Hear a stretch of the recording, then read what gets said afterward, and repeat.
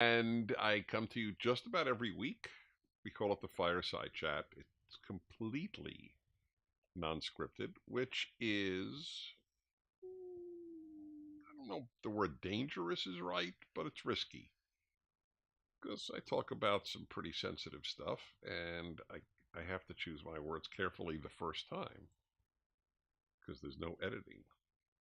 Anyway, great to be with you. Thank you for being with me.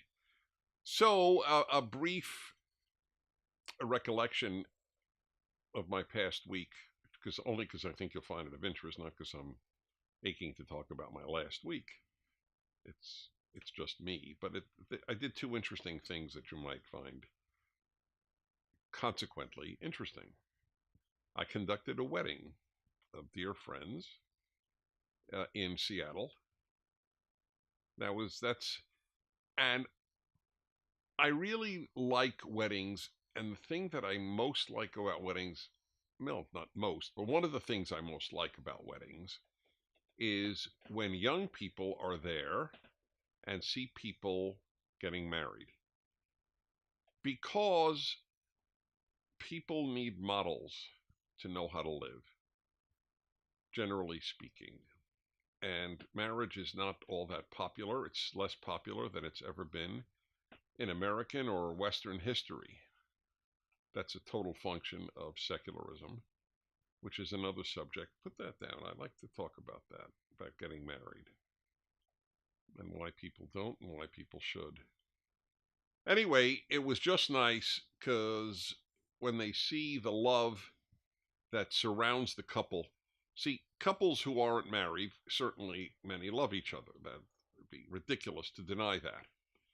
But what a wedding gives you is an official celebration for the community to involve itself in your love and to bring two families that never knew one another together. That's not available when people just live together. It's not comparable. It's like we have to be honest. To say this is my girlfriend is very different than this is my wife. I mean, let's be honest, right? It just is. Wife is a statement of rank, even of prestige, and obviously more than anything of commitment. My girlfriends come and go. So well, I mean, obviously people divorce, but it's not the same thing because the commitment to stay was official. Making something official is a big deal because it's communal, it's public, it's an announcement. So when there were a lot of young people at the wedding, and I was very touched watching them, and I know they were moved. There was no way they couldn't have been moved. These were two, adults in their 50s and a beautiful couple physically and in every other way. That's why I agreed to officiate at their wedding. And I really enjoyed it. So I always have those thoughts at a wedding. And I said something that I would just like to repeat now. People who say, well, my parents had this terrible divorce, or I went through this terrible divorce, so, I'm gun shy, I'm not marrying again, or I'm not marrying to begin with. I always had an answer to that. If your parents had a terrible car crash, would you stop driving? Divorce is a crash. It's a wedding crash, if you will, or a marriage crash. The marriage crashed. So therefore what? Why isn't the analogy to a car crash perfect? People drive after car crashes, even terrible car crashes. So I think that the same thing should hold true with regard to divorce. Okay, so I'll talk about that another time. Also this week, so I went from here, Southern California, up to Seattle, and then I went from Washington to Washington, from Washington State to Washington, D.C., and I had dinner 2 nights ago at the home of the Vice President of the United States. I was invited, my wife and I were invited, to have dinner with the Pences at their residence. And there were just three other people aside from us there, so it was a very intimate dinner. It was a couple of hours. One of the Pence's children was there, who was in her 20s, and she was a very impressive young woman, I might add. And while not every impressive person is that a statement that they have impressive parents, just like not every unimpressive person is a statement of unimpressive parents, we still have a sense that if someone is well-mannered, intelligent, curious, kind, healthy, that it may have something to do with the upbringing. I don't think that that's a remote possibility. Anyway, I just will tell you that it was a truly lovely evening. They could not have been nicer. They were very real. To say that the vice president is not an arrogant man, I think even his greatest opponents would acknowledge that this is not a man who radiates arrogance. He's soft-spoken, he's intelligent, and he's grateful to be an American. He's grateful for his wife. He's grateful for his family. And gratitude, as you know, as many of you might know, is the greatest of the traits because it's the mother of both happiness and goodness. You can't be a good person if you're not grateful, and you can't be a happy person if you're not grateful. And he exuded gratitude. He was very complimentary of the president, whom he did not endorse. It's an interesting thing. I did not realize that. He had endorsed Senator Cruz of Texas in the Republican primary and told us that. And so he was quite surprised that he was actually tapped to be the vice presidential running mate of the man he didn't endorse, which I thought was also a credit to Donald Trump. But it's certainly something that surprised him, and he has been a very loyal vice president. And one of the most interesting things to read when all of this talk about impeachment over nothing, I've talked to you about the hysteria that pervades our society today. It's the cheapening of the word impeachment, cheapening of the word crime. If he would have paid $130,000 so that a woman not speak about an affair that she said she had with the president, most men would want, if they had the money, would pay that even if they were not running for office. They don't want to hurt their family. They don't want to hurt their wife. They don't want it known. Totally understandably. Very few people have affairs publicly. They have them privately. But to speak about that as an impeachable offense, it's just, it means that the only thing that the opposition, or as they terribly call themselves, the resistance, which was the name of the anti-Nazi French movement in World War II, to compare being this president or anti-Republican with the anti-Nazi resistance is just morally disgraceful. It cheapens the suffering and the heroism of the people in the resistance. When they got caught, they were tortured to death. If you're caught today in the resistance, quote unquote, to the president, you get to go on television. You get speeches. You get book deals. Please, the self-celebration of the folks on the left is beyond belief. We are great, we are wonderful, we are moral, and those who oppose us are Nazis. It's a dangerous way of thinking. It just cheapens Nazism. And so we're cheapening the word of impeachment. Anyway, so there was an article calling for his impeachment in the New York Times, either today or yesterday. And I always like reading the comments because that's the people out there. The number of New York Times readers who wrote, we better think twice about impeaching Trump because then we'll get Pence, was fascinating. And why do they fear Mike Pence? Mike Pence doesn't call people bad names like the president does. Mike Pence is very careful about his language.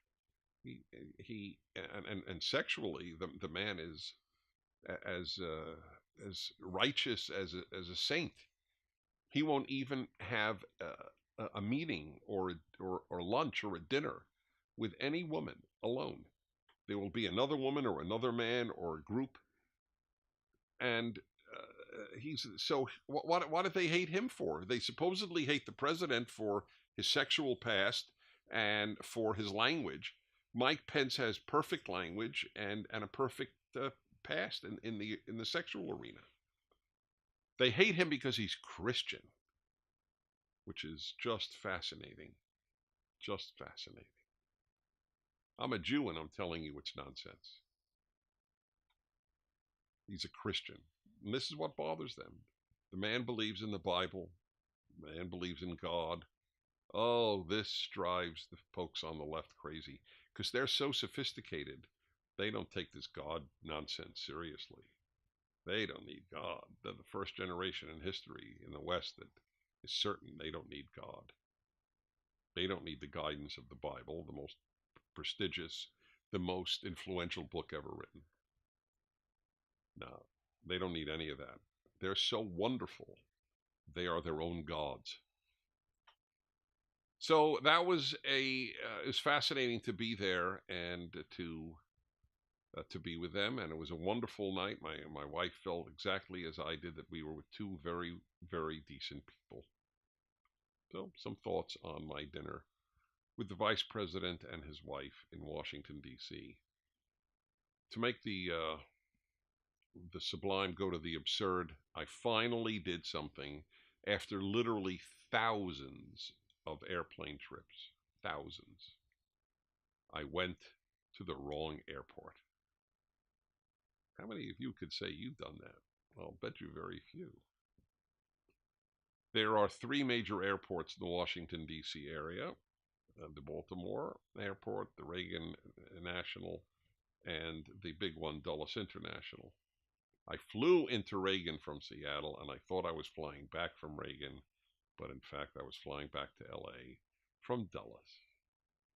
And it's a very humbling moment when you tell the guy checking in your bags, when he asks, "Where are you going?" and you go, "Los Angeles." And he looks you in the eye and says, "I'm sorry, there are no United flights from here to Los Angeles." That's when your heart sinks. You realize you will miss your flight and you have gone to the wrong airport. But what's bad news for me was good news for the Uber driver who made a fortune going from Reagan to Dulles. That's the way life works. Your bad news is sometimes somebody else's really good news. So you got to look at the bright side. Anyway, I do look at the bright side. At least we got on a flight that night and didn't have to pay a lot extra. That's it for a changed flight. So it is what it is. You know what? In life, you have to realize there will always be some, well, not every day, but life will have a whole series of disappointments. This is not exactly a major one, but it's there. And you just have to know it's part of it. It is like when a baseball player strikes out or pops out or grounds out. Those of you who don't know baseball should know that if a person bats 300, meaning less than a third of the time they get up, they get a hit, that's regarded as great. You're a great, great player. That means 2/3 of the time, great players make out. And that's the way life is to a certain extent. And we just have to know that. So to my wife's great credit, she didn't stand there and going, "Oh, Dennis, I can't believe you did that. Oh my God," and roll her eyes for the next hour. I said, "You know what? We'll have a long dinner at Dulles." That's one of the many reasons I love her. I love calm. So it's sort of like I love calm, my wife is calm, I love my wife. It's not the only reason, but it's a biggie. You know what I don't like? I will fully acknowledge it. I can't stand drama queens or drama kings.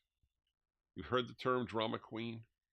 It's somebody, often but hardly always a woman, who just thrives on drama the way in which biological life thrives on oxygen.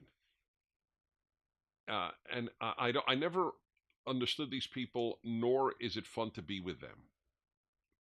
There's always something dramatic that and they create this drama, and I don't like it. That's why I don't like the left. They're drama queens. It's the Earth is coming to an end because of carbon emissions. We're Nazis because we want to protect our border. We're haters. We're racists if we think that colleges should have the same standards of admission for every group, because it's demeaning to blacks, in my opinion. That's my major reason against it. I think it demeans blacks to say we're going to lower the criteria for your admission.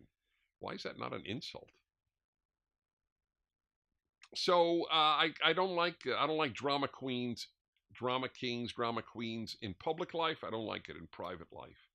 Life has enough issues for us to not scream and shout and get hysterical. What was the last hysterical conservative march, by the way? Any conservatives shut down any bridges or tunnels or highways in your area? How come it's only the left that does that? Isn't that a fair question? I think it's a fair question. Conservatives have as much passion about their positions, but they don't jump on cars, and they don't smash windows, and they don't close highways. Ever. And don't tell me about white supremacists. They have nothing to do with conservatism. Nothing. We hate them. Is that clear? Good. Was that clear, gentlemen? I have a little crew here that helps make this possible. After all, I'm not videoing myself. And this is bare bones. It's just two guys now. We usually have 3 or 4. So when I look at somebody, I am really looking at a human being to verify. So the question, I think I should go to questions then, because that was a good couple of minutes there, some thoughts. See, I didn't even know what I would talk about at the beginning, and I purposely do that because I want it to be as spontaneous as possible. I might think of it 5 minutes before, but that's it. I just like to share with you because a lot of you may have known of my work, or Prager University's work, and this is just a way to be as truly real as possible with you. Now, most important, I just have to take a puff here. See, it's very real. You might hear the dogs in the background. When the dogs bark, this is my theory. The dogs bark for any number of reasons, none of which we ever know. One might be an ant walked by. You never know. Another is my wife showed up. Oh, by the way, this is a very humbling thing. It happens every time. Every time. There's no exception.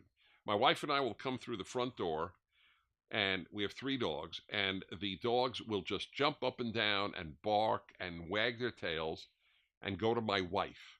They will actually walk around me to get to her. I am essentially, I was going to say chopped liver, but I realized if I were chopped liver, they would like me because that would be yummy. So I'm not even chopped liver. I am basically a Pole, not as in a person from Poland, but a pole, a steel rod that happens to be next to my wife. And it's actually funny to watch how, I mean, I'm nice to them. It's not like I kick them, but they have a sense that she loves them more than I do. And I know that does that sound terrible? I really like them. I even have love for them. I do. I have to say that. But she loves them. I love them. She loves them. Is there a difference? And they know it. You see, that's the problem. I think they know it. So the question is, when I walk in without her, what happens? And the answer is nothing. That's really humbling. It is like air came into the house when the door opened. There was no difference between air and me. And I pet them and I say silly things to them, but it doesn't seem to work. All right, just thought I'd share that. Life is, by the way, life to a very large extent is sort of a continually humbling experience. It is. That's why you're far more likely to be arrogant at 15 than at 50. I think, because arrogant at 50 is really frightening. Anyway, it's an amazing thing to watch. I'll tell you what else is humbling: getting married and having children. I'll tell you one great children's story. Oh, 1 minute, 1 minute, 1 minute. Okay. So I used to go on Bill Maher's show, Politically Incorrect, on a pretty frequent basis. Then he went to Friday night, and I don't broadcast on Friday nights for religious reasons because it's my Sabbath. So that ended that. But I was on when he was on a regular TV, not on cable TV. I was on pretty often. So one night I went to Politically Incorrect, and my son, my older son, I would say about 10, 11 years old. So I said, you want to come with me? Because I always underplayed my public life. I didn't want my being public to affect anything in the house. I played it down, but I wasn't going to deny it. I said, you want to come with me? I'm going on this TV show. Thanks, Dad. No thanks. Okay, didn't come. I come back home, and I remember saying, it's my older son, David. I said, Dave, I'm just curious. Did you ever hear of this rapper, Coolio? He goes, Coolio? Why do you ask? And he said, well, because he was on the show. Coolio? You met Coolio? And he's going crazy. Again, back to chopped liver. That is that, but Coolio. And then he regretted not going. See, that's what I mean. It's like it's all humbling. It's good. I'm not complaining. I didn't say humiliating. I said humbling. But it's true. If you have kids, that's the way it works. And same thing when you get married. Not that you should ever be put down. Contempt is a guaranteed ruin marriage. But still, in all, you're fully human and should be to your spouse. Okie doke. Questions? All right. Here we go. Victor, 16. Let's see. It sounds familiar, but I guess I didn't. So Victor, 16 years old, upstate New York. You should give the city. It's poor people in upstate New York.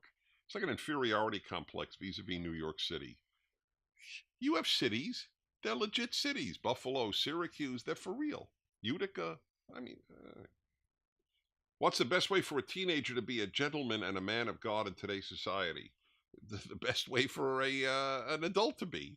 Doesn't matter if you're a teenager or not. Act it. Everything is action. If you act like a gentleman, then you're a gentleman. That's the now. You probably have something specific in mind that I'm not aware of, but and a man of God. Well, the problem, religion is it's a very complex issue.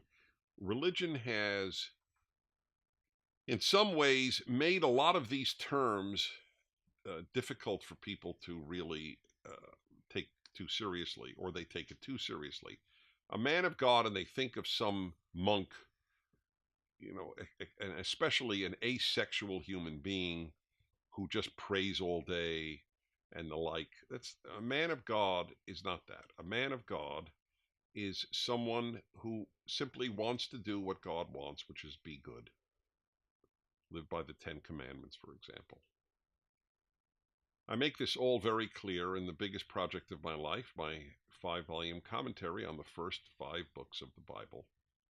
I beg you to read it, not to make me rich. Nobody writes Bible commentaries to get rich, but I beg you to read it because I think it'll change your life. It's called the Rational Bible.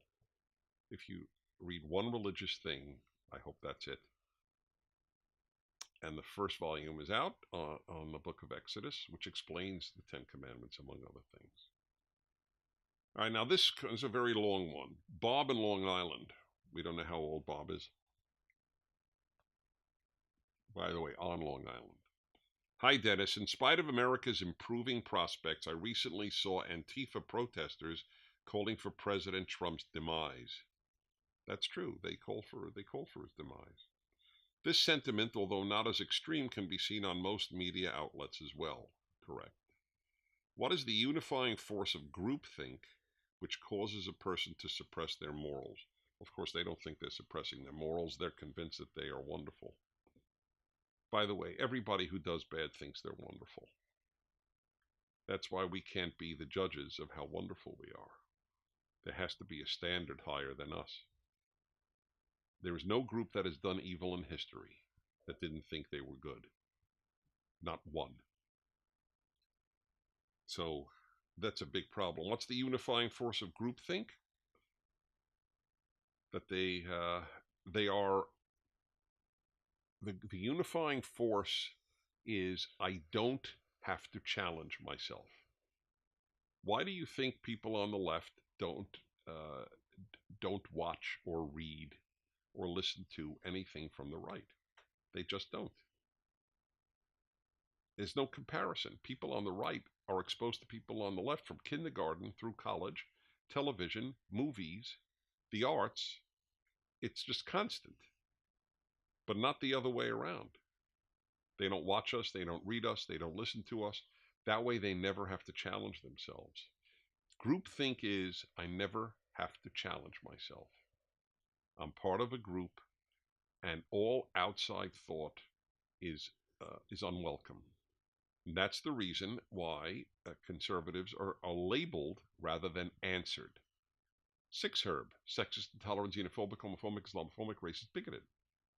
Conservatives don't have one-word dismissals, people on the left, other than wrong. But we do read them. We listen to them. That's how we know they're wrong. I challenge myself every day. I read the New York Times every day. I very frequently listen or watch CNN. Listen to or watch. And many, many, many others. At the expense of others, why would one want to forego good outcomes for bad ones? Oh, that's simple. Because there are a lot of people who love ideas more than people. People who want to raise the minimum wage love the idea of raising the minimum wage. Whether or not it actually helps people is not their issue. That is a summary of most left-wing positions. They feel good, like single-payer health care. If that happened in America, if we nationalized health care in the United States within a generation, the average American will live less long, less well, less healthfully. Many reasons, not least of which is because there is so much health in private hands, America comes up with far more medical devices and medical breakthroughs than any other country, probably all the other countries put together. Because there's profit in it, not because they're more wonderful. Because if they develop something for cancer, let's say, they'll make a lot of money. That's great. That's the beauty of capitalism. You get rewarded for doing something good. You get rewarded for doing something bad too. Look at MTV. But still in all, it's usually for something good. People buy it. All right. This is a biggie. Madison, 19, Seattle. I like Seattle. What is your favorite ice cream flavor? My favorite ice cream flavor? Well, I really eat very little sugar. So I've had to forego a lot of ice cream. But if I didn't have to forego it, I think all things being equal, not that it matters, by the way, my taste buds are no more sophisticated than anybody else's. So it's an interesting question, but it has no importance. See, if you'd ask me my favorite books, that might be important because you respect my mind and want to know what I have read that has been influential in my life. But my favorite ice cream, it may be fun to find out, but is of no significance because I don't know ice cream like I know books. Even if you did, it wouldn't matter. It's still totally individual. But I like pistachio ice cream. I like vanilla fudge. And I like almost everything in ice cream, now that I think of it. Okay. Joey, 20, Cleveland. Is it important to travel the world to learn about new cultures? You're talking to a man who's traveled outside of the United States every year since I was 20 years old. Even when I had almost no money, that was a priority. I think it's unbelievably important to do so. What I have learned from 130 countries is incalculable. So yes, I'm a big, big fan of that, and also learning other languages as I have. Ironically, the more I've traveled, the more I appreciated the United States.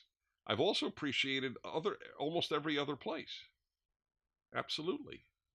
And I love meeting new people and new cultures. I love it. But it has actually made me appreciate this free country with its unique level of opportunity and affluence. Affluence is not a bad word. It's a good word because it's the opposite of poverty. If poverty is bad, affluence is good. I think that makes sense. Okay. Mike, 15, Massachusetts. Are you concerned that China may soon become the world's largest economy? It is a concern because it's not a free country. I want free countries to thrive. So, and there's a lot of corruption in China. But I'm not concerned because I am old enough to remember the 1990s and 80s when everybody was talking about how Japan's economy will overtake the United States. There is nothing like a free country and a free economy to prosper. So, unless America becomes socialist, which apparently a serious percentage of young people believe is not a dirty word, it is a dirty word. If you love people, you don't love socialism. If you love theories, you love socialism. Look at Venezuela. So the freer the economy, the more prosperous it is. Joshua, 19, Logan, Utah, Prager Force. Thank you for being in Prager Force. Would you consider yourself a globalist or a nationalist, and why? I'm both. I'm a nationalist because it's a beautiful thing for people to have a national identity. There's good nationalism and bad nationalism, just like there's good globalism and bad globalism. Every ism is a good and a bad. There's good religion and bad religion. It's the way it is. People could screw up every good idea there is.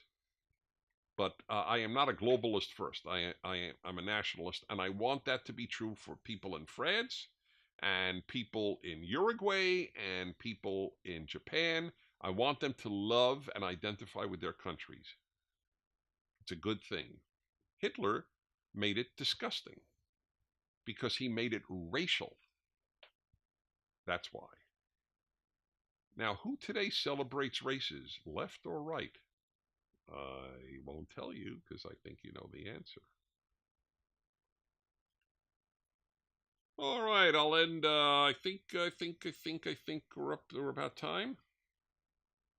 How much time have we done? Yeah, I have a clock in my brain. Stu, 35, Dallas, Texas. Do you think that the U.S. involvement in the Vietnam War was justified? Why or why not? The answer is simple, actually. I'll answer with a question, and then, of course, I'll answer you. Was the U.S., what's the word you used? Involvement in the Korean War justified? Now, if you say no, that means that it would have been better, more moral. By justified, I assume you mean morally justified. What would it have been moral to let all the Koreans live under the Kim family, starting with Kim Il Sung, then Kim Jong Il, then Kim Jong Un. The most one of the most barbaric regimes in the history of the world, the most totalitarian regime in the history of the world. The United States lost 37,000, excuse me, soldiers. 37,000. I choke up when I think of it. To keep at least half of Korea free, the southern half called South Korea. Had we not fought in Korea, and many other nations joined us, but America had by far the biggest losses, then all of Korea would have been communist, and people would have died in the millions, starved in the millions, and they would have been enslaved as they are to this day. It is a nation of slaves. And not only are their bodies enslaved, so are their minds. They're not allowed to think, speak, write, anything that they believe. So why was fighting communism on that peninsula, why was that good and moral, but not in Vietnam? No one has ever answered that question for me. It was almost an exact replica. The South wanted to be free. The North wanted to take over the South and impose evil. We died in bigger numbers there. 55,000 Americans died to try to keep it free. It was a tragedy for the Vietnamese that America left because of pressure from the left in the United States. Okay, everybody. Oh, I'll answer this one. Known at 28, Washington, D.C. What is your favorite country to travel to in terms of food? There is no close second. That one I am emphatic about. India. Indian food is so delicious in India. Sometimes it's okay in America. I can't speak for Indian restaurants everywhere, but there's no comparison. Indian food in India is so delicious that I would be a vegetarian in India. It would be that easy. That's how delicious it is. So on that one, I have a very clear response. Okay, guys. I always enjoy doing this. I hope you enjoy it. Tell your friends about it. Watch Prager University videos. It's fundraising month for Prager University. Please help us out.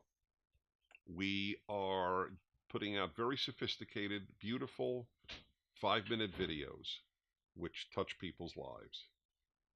So until next week, from my home to yours, thanks for watching. I'm Dennis Prager.